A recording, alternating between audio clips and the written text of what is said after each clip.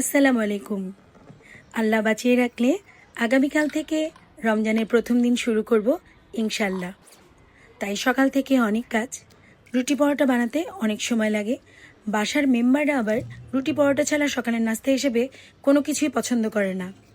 তাই সহজ বুদ্ধি 2 কাপ আটা, একটা ডিম, একটু লবণ, আদা রসুন বাটা আর পানি দিয়ে ভালোভাবে ব্যাটার তৈরি করে নিলাম। তারপর একটি প্যানে ঘি অথবা তেল ব্রাশ করে তাতে একটু একটু করে ব্যাটার দিয়ে রুটি আকৃতির মতো করে ভেজে নিলাম। যেহেতু আটা ডিমের মিশ্রণ, তাই যেমন ভিতরে নরম হবে তেমনি উপরে ফ্লাফি হবে। খেতে অনেক মজা হয়। মাংসের ঝোল, ভাজি, ডিম সব কিছু দিয়ে খেতেই ভালো লাগে। সবাইকে রমজানের অগ্রিম মোবারক। সবাই সুস্থ থাকুন, ভালো থাকুন।